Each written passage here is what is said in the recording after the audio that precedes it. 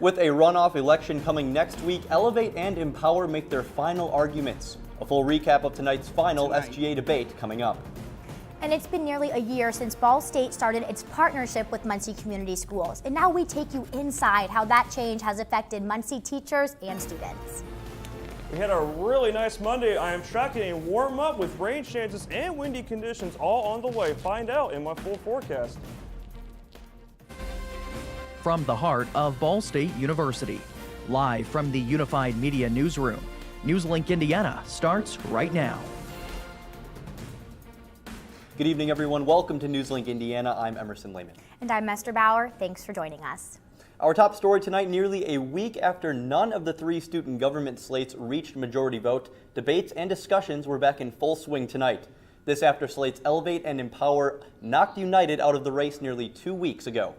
Joining us now with the full recap is NewsLink Indiana's Tanner Holbrook. Tanner. Good evening, guys. Yeah, the slate squared off on a multitude of different issues, and behind this door, Elevate and Empower both squaring off on those issues, and in between them, a heated debate.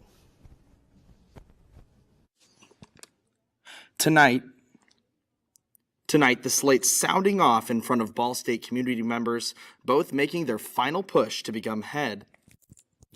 3, 2. Tonight, the slate sounding off in front of Ball State community members, both making their final push to become head of the next SGA Senate. One of the main battles, Empower's platform on giving students grants. It is impossible. I'm a firm believer, and I understand where Julian's coming from, is that when someone tells you no, you automatically want to try the most you can, because we do want to give money to students. We want to give money to we want to give scholarships to students, or we want to give money to parents who are in need of daycare services, but it is just against the regulations right now. That's been said about the Blue Loop, that we couldn't get a permanent Blue Loop. Well, it's been done. The university policies are things that can be worked with. It's not like just because there's been a policy made that can't be changed. And if it takes going to part of the administration to get this done, or going through a third party, that's fine. We're willing to take whatever avenue we need to take to get this done. Another over Elevate's potential point on the 24-hour convenience store in the Student Center. We understand that's an idea that might happen, but we think it's kind of irresponsible for SGA to take credit for that idea when it's really an idea that's already been brewing and that's going to happen anyway. That's why I said it would be a lot like if we decided to say, well, we're going to destroy La Follette soon. I mean, that's just kind of unfair to take credit for an idea that someone else is already doing.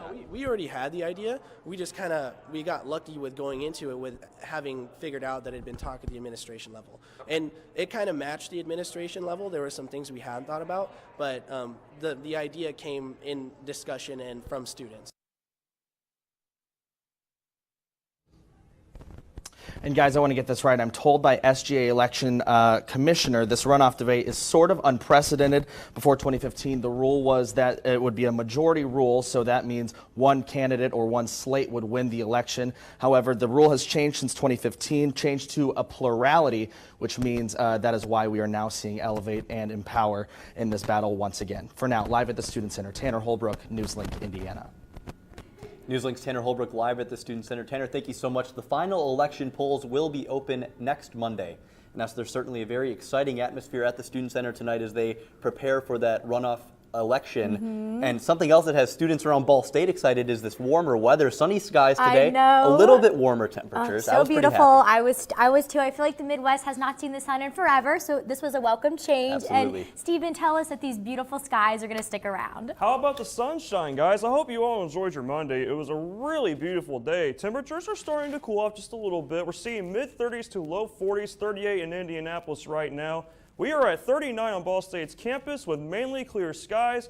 Overall, it's been a really nice day. We also stayed dry too, really relatively no clouds right now across the viewing area. I am tracking rain chances with a warm-up and windy conditions all on the way in the middle of the week. Find out in just a few minutes.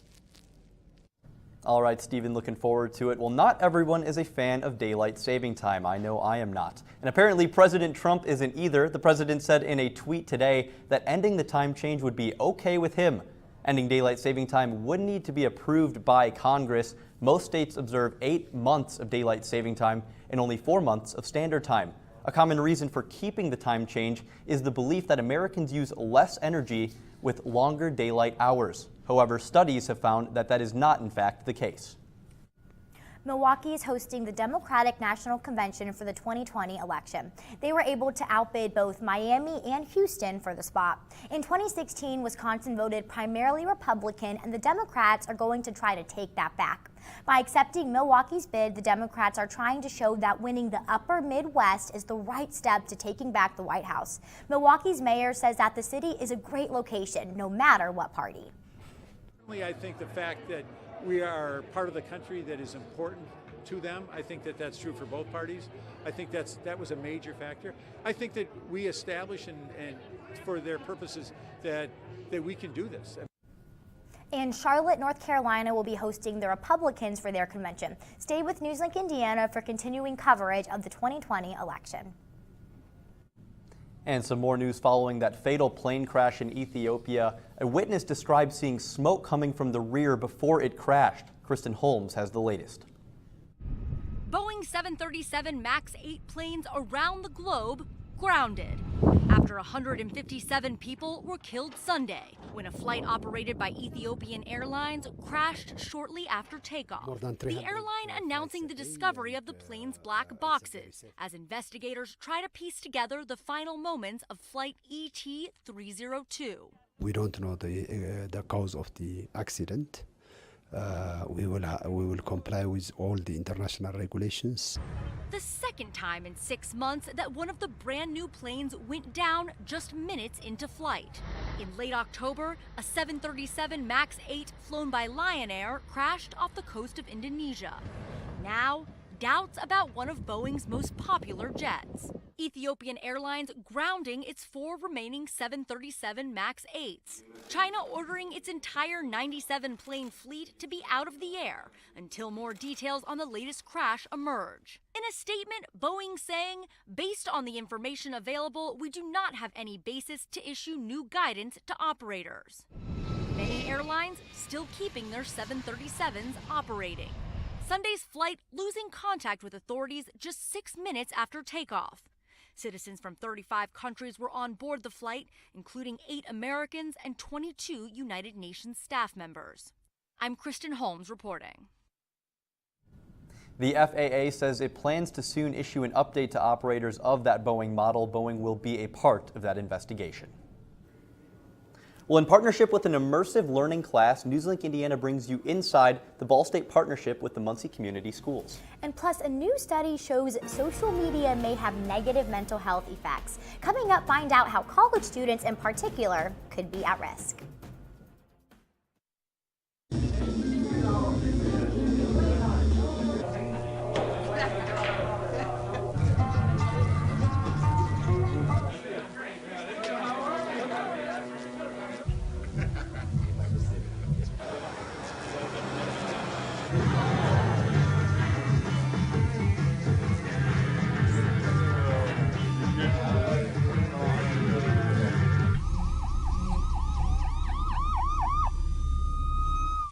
No more, he didn't mean it. No more, she seems fine to me. No more, not my problem. No more, she was drunk. No more, he was drunk. No more, she was asking for it. No more, he didn't mean it. No more, why didn't she tell anyone? No more, we don't talk about that. No more bystanding. No more ignorance. No more excuses. No more.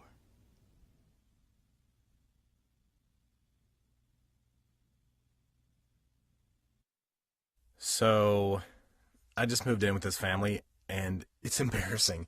The little one, he likes to go outside and crawl around in the giant litter box. I don't know what he's doing. I mean, I was born and I knew how to use the litter box. Look at that. That's disgusting. Oh, poop already. You're making me nervous. Oh, okay, I can't look at this anymore. I really hope he grows out of this, for his sake. After retiring from the NFL, I've been able to spend a lot more time coaching my daughter's basketball teams. It's something I love to do. Through our games and our tournaments, we see all types of coaching, good and bad. And it begs the question, do we really know who's coaching our kids? Do they have the proper training and screening it would take for me to be comfortable with my daughters playing for that coach? Our Youth Basketball Association made the decision to use trusted coaches to screen and train all of our coaches. I'm a trusted coach. Are you? Welcome back to NewsLink Indiana, and since July of 2018, Ball State has been in control of Muncie Community Schools. Some call it a partnership, others shouted against it, calling it a takeover. And a team of Ball State students have followed this story for the past 7 months, documenting just how this merger may affect the children of Muncie. This has culminated in a half-hour documentary set to air on WIPB in May. NewsLink Indiana is partnering with this immersive course. Tonight we have the first look at a series of short documentaries produced by the team. It's been 253 days since Ball State University took control of Muncie's community schools. Now, as the takeover nears the end of its first year, some believe this is the path to securing a brighter future for the city of Muncie. The whole concept of what the legislature has allowed is for innovation. And the goal is to show that through that innovation that we improve the learning of students. That's the whole goal. I mean, anything that's happening in K through 12 is dealing with students, their learning, their preparation for their futures. So this is what we're focusing on, is how do we change the outcomes for the students that are in the Muncie schools. So we felt as though we just wanted to help. It's just, I love our community. The confidence that people were having in our school system is basically dying. They're sending their kids outside of the system. It's about us mobilizing a community. All we have done is, I think, is given people an opportunity to believe that if they stay engaged in the Muncie Community Schools, we can provide an extraordinary education to these children. 1 year in, there's a divide on how to truly help the children of this city. I have never thought the problem at Muncie Community Schools had anything to do with the teachers. I have always understood it to be a financial problem. We're going to make some mistakes. There are going to be some people that don't agree with that. You know, schools have been closed and people who are connected to those things have gotten upset. But bottom line is something had to be done. They've taken on an extremely large task, and my guess is it might be larger than many of them realize, because it isn't just about putting more people out in our buildings. It's about making sure that it's the right type of programming, relying on people to say this is the kind of programming we need, and having the money to do it. Regardless of the issues, the people of Muncie have put their money where their beliefs are. In terms of the local foundations and local businesses, a little over $4 million has been pledged to this point. The community is pushing, and the community wants to see this be successful. There will undoubtedly be challenges, and there's questions to which I don't have the answer, but somebody does. But in the end, some say there's hope to be found. The thing that we're seeing, and I'm hearing from the teachers, is there's a sense of hope that they haven't had for a while. We're talking about the future of thousands and thousands of children in Muncie. It cannot fail. We will not allow it to fail.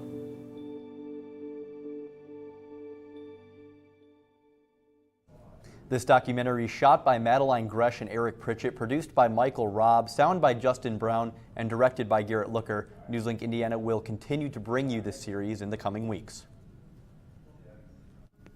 And in the age of social media, as much as we love it, social media does have negative effects on our mental health.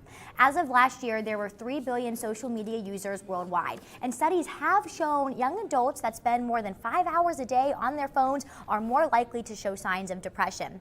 Mental health awareness is on the rise with the increase in depression cases in the past few years. Social media can change the way we communicate with one another. And Ball State junior Debbie Hayes says social media offers only one perspective of someone's life.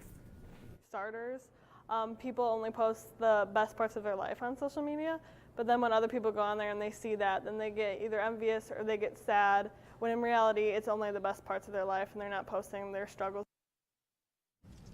The best way to avoid social media blues is to put down the phone and go outside to enjoy other activities. Stephen, a nice day to go outside today. What's it looking like with the weather? Well, Emerson, we will drop towards the upper 20s for the overnight. I will have your full forecast right after the break.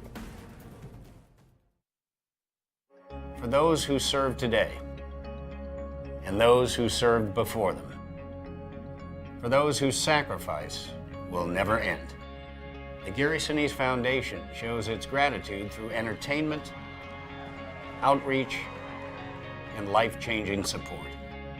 We can never give enough, but we can always give a little more. Find out how you can donate at GarySineseFoundation.org.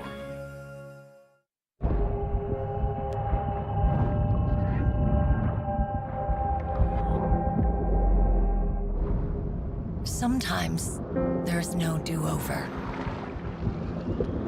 Some things you can't rewind.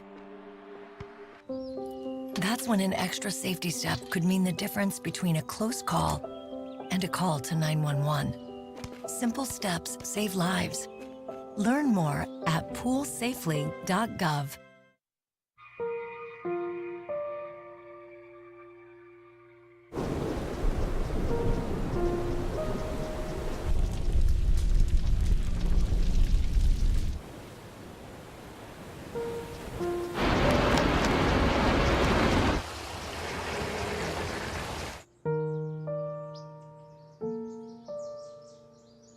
Don't wait. Communicate. Make your emergency plan today.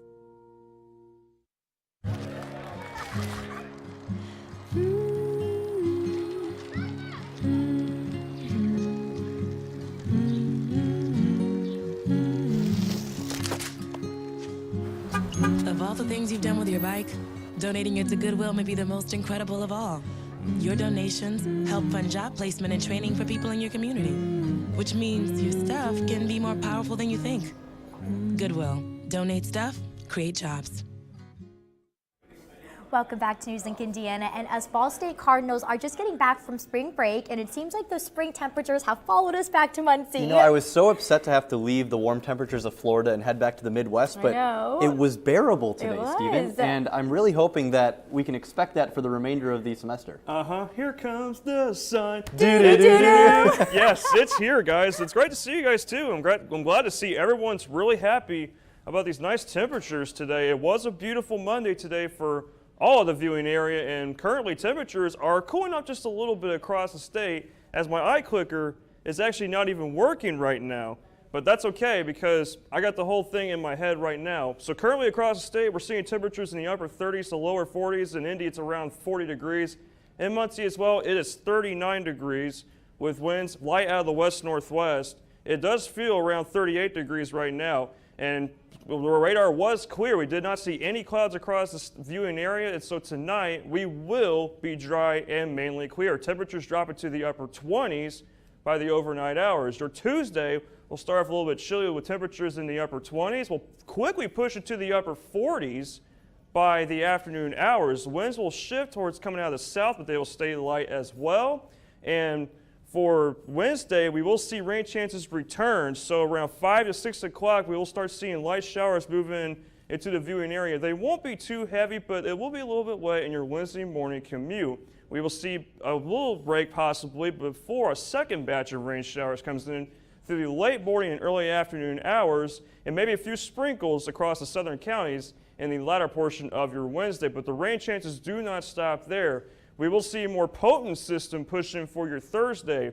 More southerly warm air along with moisture will culminate in better rain chances for Thursday, along with the chance for some isolated thunderstorms. So around 5 or 6 o'clock on Thursday, we'll see a line of showers and storms push in, and then we look to see a break through the afternoon hours with maybe some clouds clearing and some peaks of sunshine before, by the afternoon hours, we see another line of showers and storms. Now keep this in mind. With the second wave, we could see some isolated stronger storms. I'm not throwing in severe probabilities yet. There are mentions of it, but right now I believe we mainly avoid the severe probabilities at the moment, but stay tuned to NewsLink Indiana for the updates on the system. Along with this too, wind gusts could be up to 50 miles per hour or more, so definitely be careful for Thursday, although our temperatures rise to near 70 degrees. Yes, our average high for this time of the year is 47.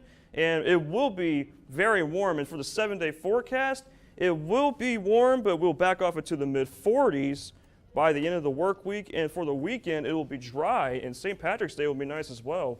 So it'd be nice to get out to do activities on that day. And Monday, 46 with mostly clear skies. All right, looking forward to that sunny St. Patrick's Day that you were promising us. Is that you can promise that? Yes, mostly clear. There will be some clouds with no rain, and it will feel basically kind of like today. All right, wonderful, Stephen. Thank you so much. Thank you, Emerson. Absolutely. Alrighty, and Blake, what do we have coming up in sports tonight? Well, coming up in sports, we'll have an update on the MAC tournament, and we'll take a look at baseball season as we kind of wind down the basketball season. We'll have that and more when we come back.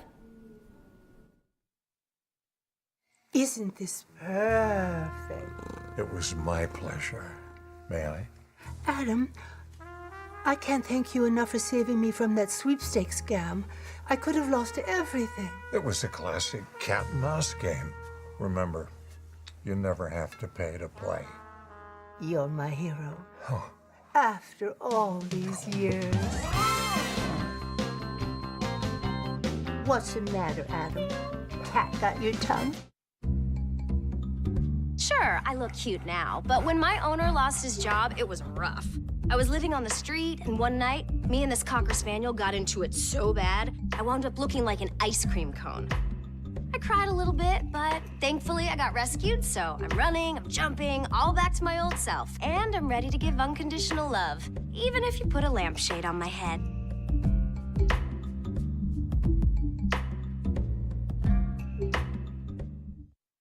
I'm a teacher. Let me tell you what I make. I make learning a privilege, not a chore, and frustration a tool, not an obstacle. I make working hard seem easy and giving up impossible. I make an old subject feel like a fresh thought and unconventional methods common. I'm a teacher. I make more.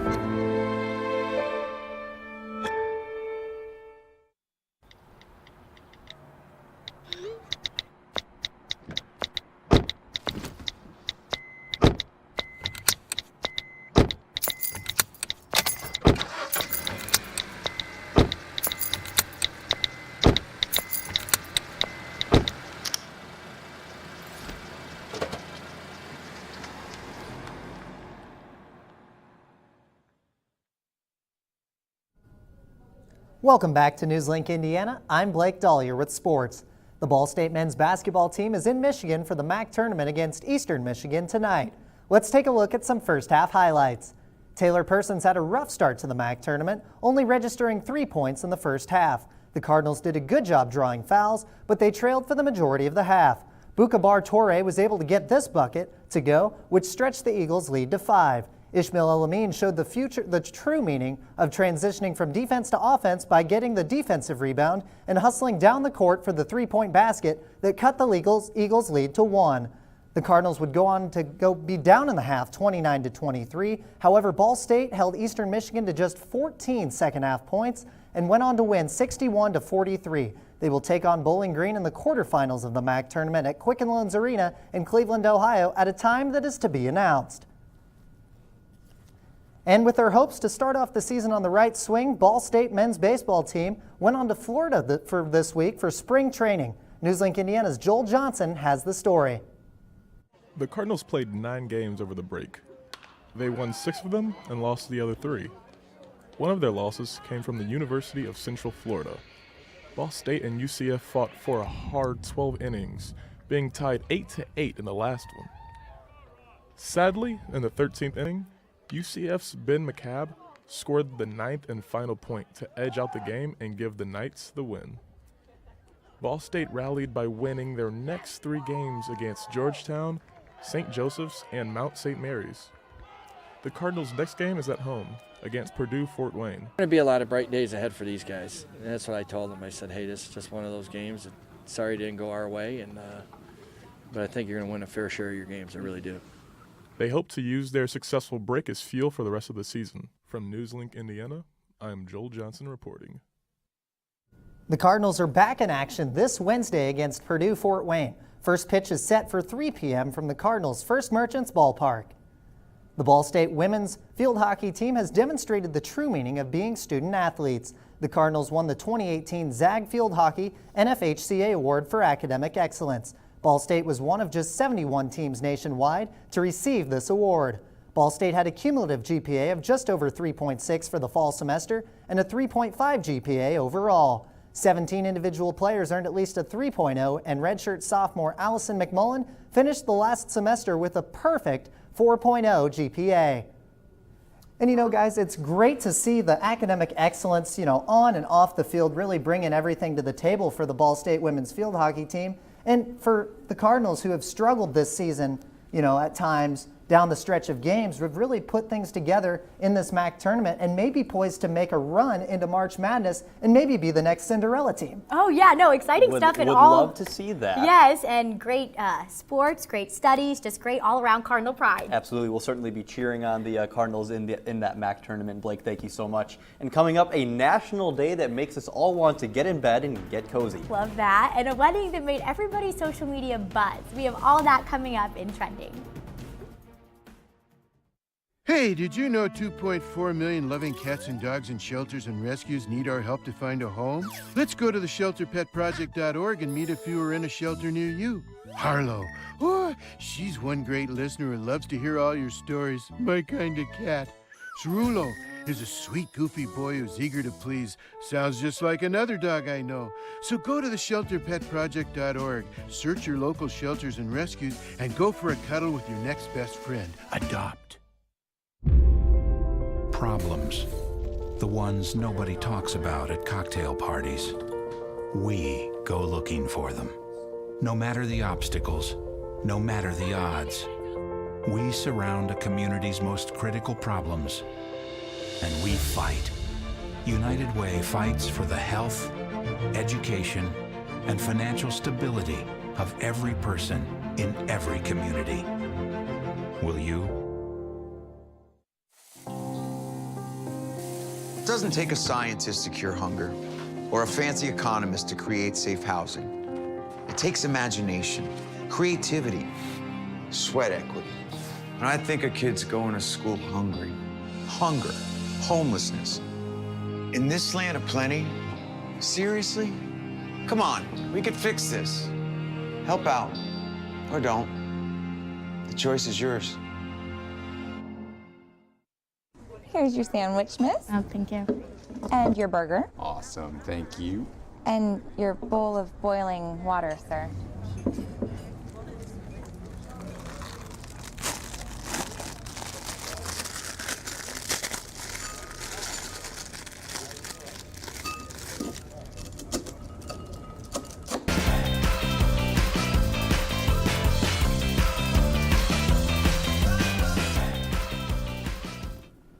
Welcome back to NewsLink Indiana, and Esther, it's time to take a look at what is trending. Looking forward to it, and joining us now is NewsLink Indiana's Isabel Christoviak. Hi there, Isabel. Hey, so I don't know about you guys, but I have definitely been feeling the effects of daylight savings time. Preach. But yes. Lucky for us, it is National Nap Day. Okay. Woo! Daylight saving time can leave everyone feeling a bit sluggish, but that's nothing a nap can't fix. William Anthony, a professor at Boston University, and his wife, Camille Anthony, created this day in 1999. They wanted to raise awareness around the benefits of napping. Naps do not make up for the lack of sleep the night before, but short naps, about 20 to 30 minutes, can help improve mood, alertness, and performance. Naps are not for everyone, but they can be a quick pick-me-up after a long day or losing an hour of sleep. It is officially wedding season. Former Glee star Lea Michele got married at an intimate ceremony in Northern California on Saturday. Her and her husband, Zandy Reach, have been dating for 2 years and got engaged in 2018. Zandy Reach is the president of AYR Clothing Company. AYR is a label for women who don't like to be labeled. The couple had only friends and family present at the wedding. Lea posted, "We are so excited to be married and grateful to be surrounded by our friends and family." All right, Isabel, thank you so much. Stephen, how about one final look at that weather? Well, you're not going to be able to see the 7-day because our green screen malfunctioned, but we will reach a high of 48 tomorrow, 58 Wednesday. That's when the rain will start moving in. We'll see some breaks in the rain. More potent storms moving for Thursday. Highs near 70 degrees, over 20 degrees above average for this time of the year. 44 Friday, 39 Saturday, 45 Sunday, 46 on Monday. We will clear out after Thursday. So guys, Friday. Friday we could see some rain showers with snow mixing in, but other than that, really no wintry weather in sight. So we will see mainly more spring-like weather. Love the 70s. Our weather superstar Yes. with some good news. Stephen, thank you so much. Great job tonight. That's all tonight for NewsLink Indiana. Be sure to join us again tomorrow night at 9, streaming live on the NewsLink Indiana